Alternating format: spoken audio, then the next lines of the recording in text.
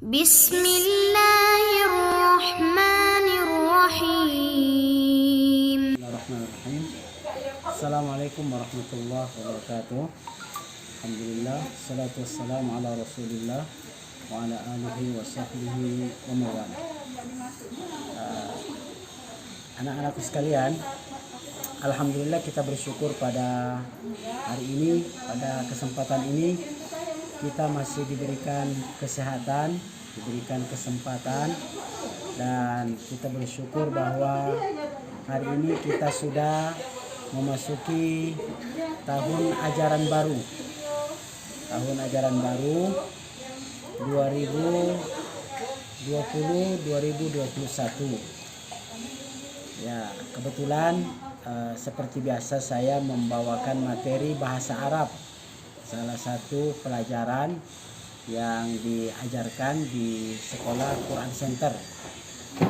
Ya, memang bahasa Arab ini erat kaitannya dengan Al-Quran yang kita pelajari sebagai rujukan utama kita.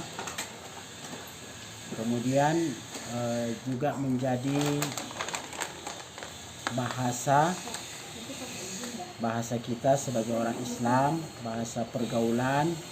Juga bahasa Arab ini salah satu dari bahasa yang di standar internasionalkan.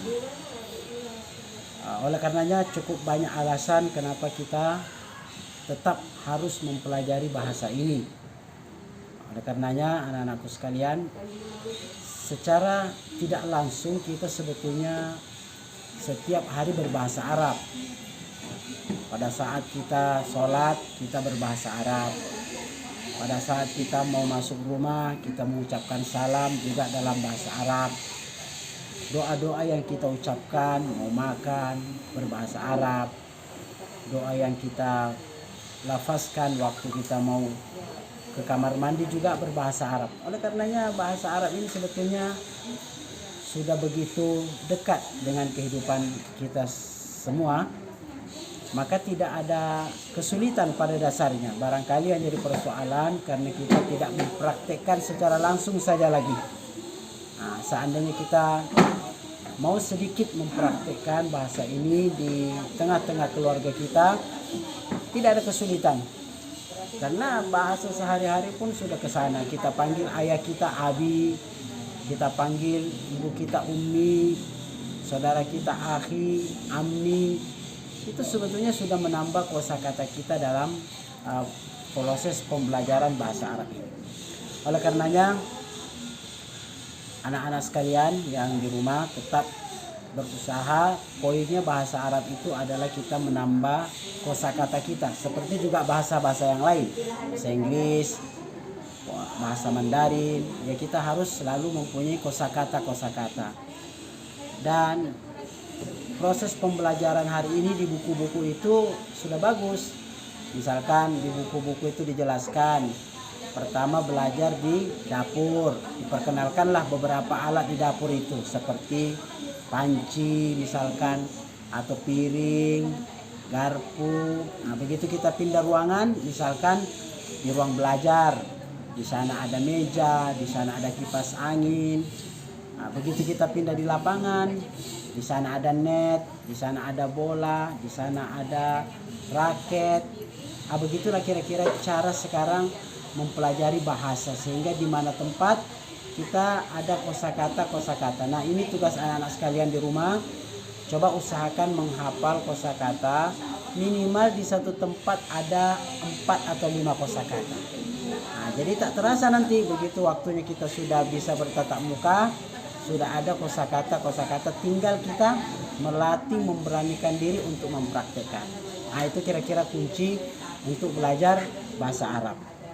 Nah, dan jangan lupa bahwa sebetulnya buku yang paling baik dalam berbahasa Arab ini Al-Quran itulah. Al-Quran itu sendiri kita ngaji, maka orang yang lancar dalam pembacaan Al-Quran itu sangat membantu untuk lancar dalam berbahasa Arab.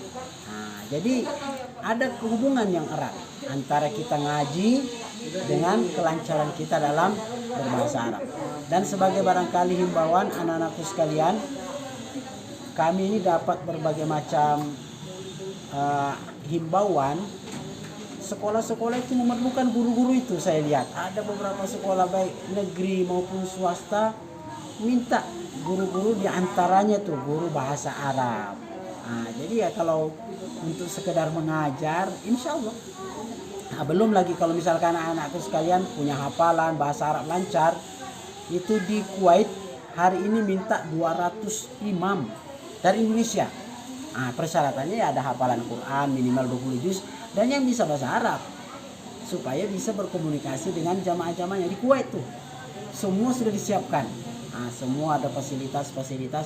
Nah, ini juga keuntungannya orang yang bisa berbahasa. Oleh karenanya, saran kemudian belajar terus.